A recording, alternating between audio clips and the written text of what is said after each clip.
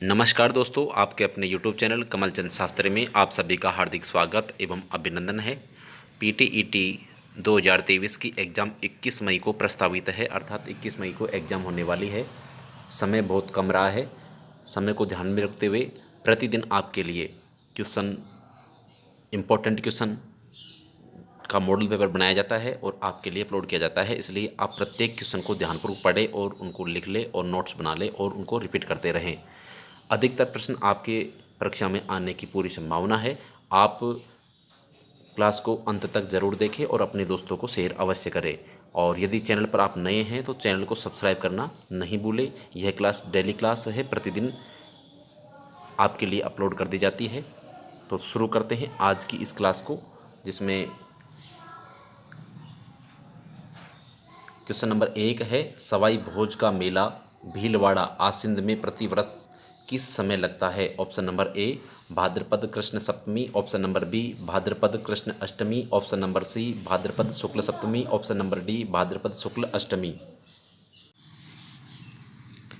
तो इसका सही जो आंसर है वो आपको कमेंट बॉक्स में कमेंट करके अवश्य बताना है, जिससे कि आपका जवाब यहाँ तक प्राप्त हो सके। और साथ में आप यदि सभी क्वेश्चनों को आंसर देते चलेंगे तो उससे आपका पता चलेगा कि आपने तैयारी जो की है या तैयारी आपकी जो चल रही है वो कितने अच्छी आपकी तैयारी हो पा रही है और आपको कितनी और सुधार की आवश्यकता है, कितनी और अधिक मेहनत की आवश्यकता है। तो इन सभी को ध्यान में रखते हुए प्रत्येक क्वेश्चन का आप कमेंट अवश्य करें, आंसर कमेंट करना नहीं भूलें। तो यहाँ इस प्रश्न का जो सही आंसर है वो है भाद्रपद शुक्ल सप्तमी, ऑप्शन नंबर सी इस प्रश्न का सही आंसर है। बढ़ते हैं अगले प्रश्न की ओर। अगला प्रश्न है, गीदड़ नृत्य किस अवसर पर किया जाता है? Option number A Dussehra, option number B Rakshabandhan, option number C Holi, option number D Deepavali. तो गीदड़ नृत्य जो किया जाता है किस अवसर पर किया जाता है वो आपको कमेंट बॉक्स में कमेंट करके बताना है। प्रत्येक क्वेश्चन का आंसर आपको कमेंट बॉक्स में अवश्य देना है। तो यहाँ इसका जो सही आंसर होने वाला है दोस्तों वो है होली, ऑप्शन नंबर सी इस प्रश्न का सही आंसर है। बिना टाइम वेस्टेज किए प्रत्येक क्वेश्चन को न्यूनतम समय में उसका आंसर देने का प्रयास किया जा रहा है। तो आप प्रत्येक क्वेश्चन को ध्यानपूर्वक पढ़ें और उसका आंसर अवश्य दें। प्रश्न नंबर 3 है, अलख संप्रदाय की स्थापना किसने की थी? Option number A Charandas, option number B Laldas, option number C Santdas ji, option number D Gorakhnath जी।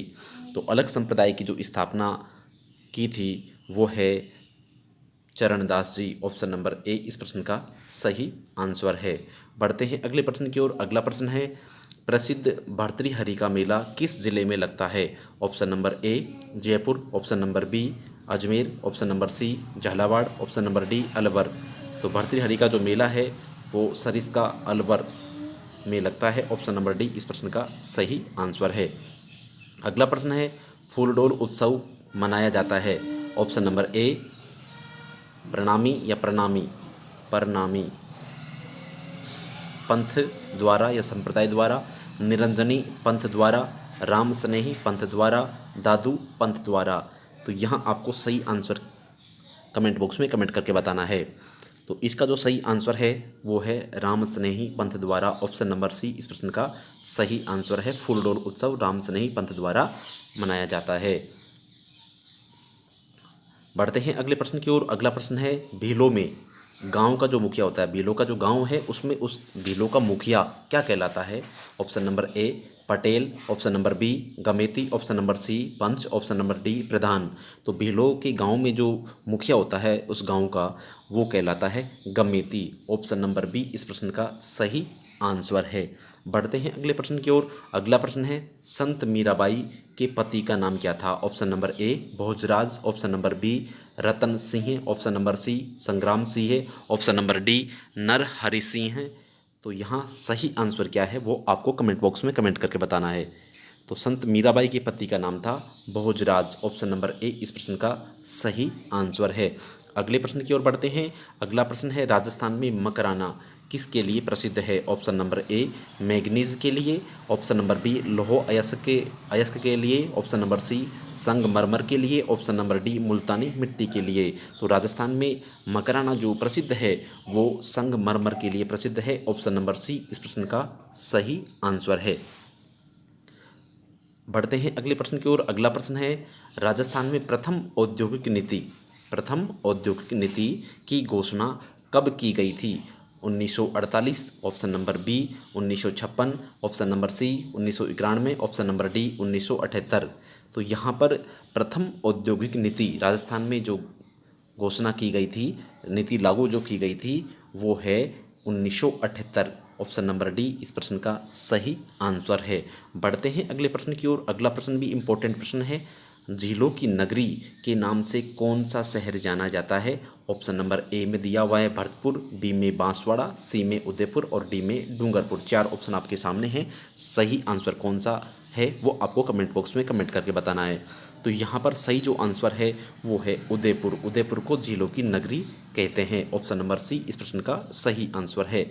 अगले प्रश्न की ओर बढ़ते हैं। राज्य में सूती वस्त्र उद्योग, कौन सा उद्योग? सूती वस्त्र उद्योग, इसका प्रमुख केंद्र पूछा गया है, वो कौन सा है वो आपको बताना है। Option number A Ajmer, option number B Bhilwara, option number C Jodhpur, option number D Jaipur. तो सूती वस्त्र उद्योग का जो प्रमुख केंद्र है वो है भीलवाड़ा। ऑप्शन नंबर बी इस प्रश्न का सही आंसर है। अगला प्रश्न है दोस्तों, राजस्थान के सबसे बड़े जिले जैसलमेर का क्षेत्रफल कितना है वो आपको बताना है। यहाँ ऑप्शन नंबर ए में दिया हुआ है 3450 वर्ग किलोमीटर, ऑप्शन नंबर बी में दिया हुआ है 38,401 वर्ग किलोमीटर, ऑप्शन नंबर सी में 30,450 वर्ग किलोमीटर, ऑप्शन नंबर डी में 30,401 वर्ग किलोमीटर। तो 4 ऑप्शन आपके सामने हैं। सही आंसर आपको जल्दी से कमेंट बॉक्स में कमेंट करके बताना है। तो यहाँ पर जैसलमेर जिले का जो क्षेत्रफल है वो है 38,401 वर्ग किलोमीटर। ऑप्शन नंबर बी इस प्रश्न का सही आंसर है। बढ़ते हैं अगले प्रश्न की ओर। अगला प्रश्न है, वर्ष 2011 की जनगणना के अनुसार राजस्थान में महिला साक्षरता दर कितनी प्रतिशत है? Option number A 52.1%, option number B 60.2%, option number C 44.1% और डी दिया हुआ है 61.2%। महिला साक्षरता की बात की जाए 2011 की जनगणना के अनुसार, तो महिला की जो साक्षरता दर है वो है 52.1%। ऑप्शन नंबर ए इस प्रश्न का सही आंसर है।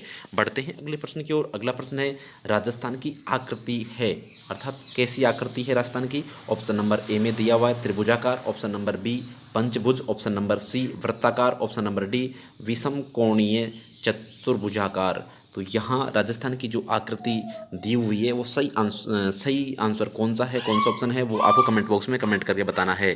तो यहाँ पर है विषम कोणीय चतुर्भुजाकार। ऑप्शन नंबर डी इस प्रश्न का सही आंसर है। राजस्थान में वालरा कृषि का एक प्रकार है। ऑप्शन नंबर ए वालरा कृषि राजस्थान में की जाती है, वो किस प्रकार की कृषि है? शुष्क कृषि का प्रकार है, बागवानी कृषि का प्रकार है, पर्वतीय कृषि का प्रकार है या स्थानांतरित कृषि का प्रकार है? कक्षा 10 की सामाजिक विज्ञान की बोर्ड परीक्षा में हाल ही में ये प्रश्न पूछा गया है। यहाँ इसका जो सही आंसर है वो है वालरा कृषि स्थानांतरित कृषि का प्रकार है। ऑप्शन नंबर डी इस प्रश्न का सही आंसर है। बढ़ते हैं अगले प्रश्न की ओर। अगला प्रश्न है, राजस्थान में शीतकालीन वर्षा का कारण है। ऑप्शन नंबर ए में दिया हुआ है स्थानीय हवा, ऑप्शन नंबर बी दक्षिण पूर्वी मानसून, ऑप्शन नंबर सी पश्चिमी विक्षोभ, ऑप्शन नंबर डी उत्तरी पूर्वी मानसून। तो राजस्थान में शीतकालीन जो वर्षा होती है उसे मावठ कहते हैं। क्या कहते हैं? मावठ कहते हैं। तो मावठ जो होती है वो किस कारण से होती है? तो वो है पश्चिमी विक्षोभ। ऑप्शन नंबर सी इस प्रश्न का सही आंसर है। अगला प्रश्न है, राजस्थान के किस जिले में आकल वुड फॉसिल्स पार्क स्थित है? ऑप्शन नंबर ए डूंगरपुर में, option number B Jaisalmer, option number C Bikaner, option number D Jodhpur. तो यहाँ पर सही आंसर कौन सा है वो आपको कमेंट बॉक्स में कमेंट करके बताना है। आकल वुड फॉसिल्स पार्क जो है वो जैसलमेर जिले में स्थित है। ऑप्शन नंबर बी इस प्रश्न का सही आंसर है। बढ़ते हैं अगले प्रश्न की ओर। अगला प्रश्न है, राजस्थान की कौन सी नदी बंगाल की खाड़ी के जल प्रभाव से जुड़ी हुई है, अर्थात अपना जल बंगाली खाड़ी में ले जाती है? ऑप्शन नंबर ए बनास नदी, ऑप्शन नंबर बी माही नदी, ऑप्शन नंबर सी चंबल नदी, ऑप्शन नंबर डी लूनी नदी।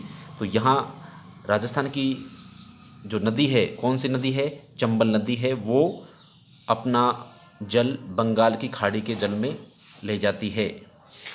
ऑप्शन नंबर सी इस प्रश्न का सही आंसर है। अगला प्रश्न जो है, मालानी नस्ल किसकी है? ऑप्शन नंबर ए गाय की, ऑप्शन नंबर बी भेड़ की, ऑप्शन नंबर सी बकरी की, ऑप्शन नंबर डी घोड़ा की। मालानी जो नस्ल है वो है घोड़े की नस्ल है। ऑप्शन नंबर डी इस प्रश्न का सही आंसर है। कौन सी नदी बांसवाड़ा और डूंगरपुर जिलों के मध्य सीमा बनाती है? ऑप्शन नंबर ए साबरमती नदी, ऑप्शन नंबर बी पश्चिमी बनास नदी, ऑप्शन नंबर सी माही नदी, ऑप्शन नंबर डी बनास नदी। जो माही नदी है वो डूंगरपुर और बांसवाड़ा दोनों के मध्य जिलों की सीमा बनाती है। ऑप्शन नंबर सी इस प्रश्न का सही आंसर है। तो दोस्तों आज की वीडियो में इतना ही। मिलते हैं अगले वीडियो के साथ में, तब तक के लिए नमस्कार, धन्यवाद।